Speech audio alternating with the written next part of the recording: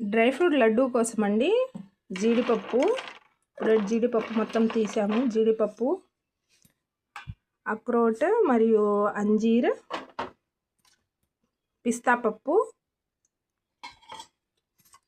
బాదం పప్పు ఇవన్నీ కలిపి బాగా ఫ్రై చేసుకుంటున్నాం. ఇప్పుడు బాండీలో కొద్దిగా నెయ్యి వేసేసి ముందుగా జీడిపప్పు వేయించుకుందాము.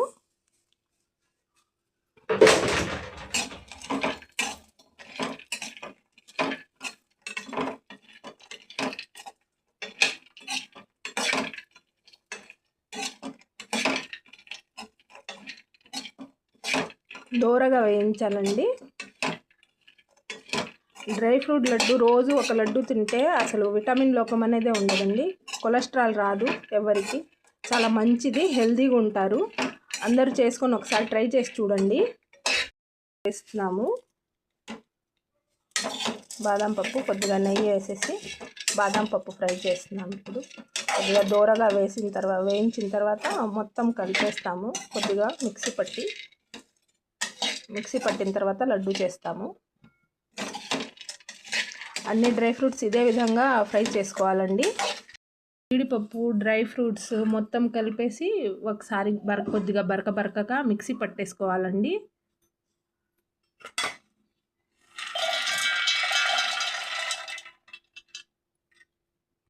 పావు కేజీ ఎండు ఖర్జూరాలండి. ఎండు ఖర్జూరాలు కూడా బాగా గ్రైండ్ చేసుకోవాలి. ఎండు ఖర్జూరాలు కూడా అంజీర్ పండు, ఒక 10 అంజీర్ పండు తీసుకున్నాము.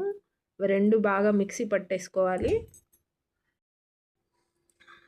బాదం పప్పు అండి, జీడిపప్పు, పిస్తా పప్పు, ఇదేమో పల్లీల పప్పు మొత్తం ఫ్రై చేసిన తర్వాత ఇలా కొద్దిగా ఇదిలా వేసుకొని మొత్తం ఇచ్చేసుకోవాలండి. ఖర్జూరం పేస్ట్ అండి, 1/2 కేజీ ఖర్జూరం పేస్ట్. ఇవి మొత్తం కలిపేసుకోవాలి.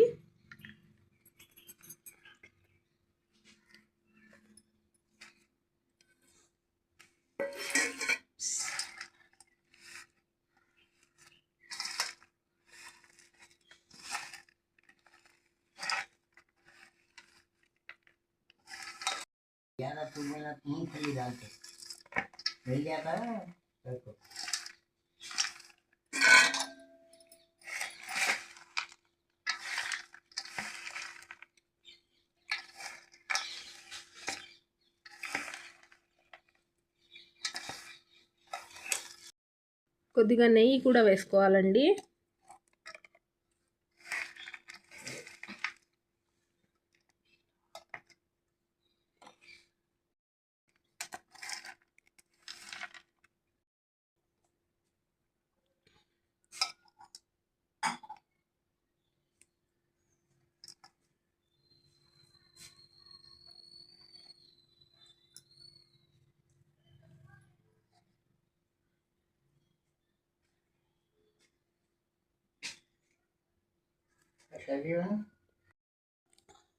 ఇలా లడ్డు తయారు చేయడం స్టార్ట్ చేయాలండి.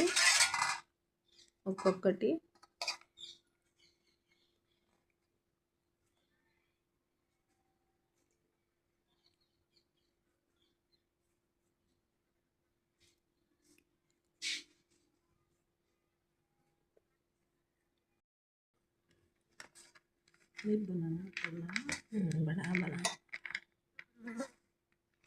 చూడండి, ఈ సైజులో ఇంట్లో మరీ అంత చిన్నగా కాకుండా మరీ అంత పెద్దగా కాకుండా medium size dry fruit laddu ఇంట్లోనే తయారు చేసుకొని తింటే మంచి బలం వస్తుందండి, హెల్తీగా ఉంటారు. స్వీట్ షాప్ కన్నా ఇంట్లో చేసినవే చాలా బాగుంటాయి అండి. రెడీ అయిపోయాయి డ్రై ఫ్రూట్ లడ్డూలు, చాలా టేస్టీగా ఉంటాయి. మీరు కూడా ఒకసారి ట్రై చేసి చూడండి. మేము చేసిన డ్రై ఫ్రూట్ లడ్డు ఎంత టేస్టీగా ఉన్నాయో మీరు కూడా కామెంట్ చేయండి. సబ్స్క్రైబ్ చేయండి మా ఛానల్ని. టేస్ట్ చేయండి, ఎలా ఉన్నాయో ఒకసారి చెప్పండి, మాకు కూడా కామెంట్ చేయండి.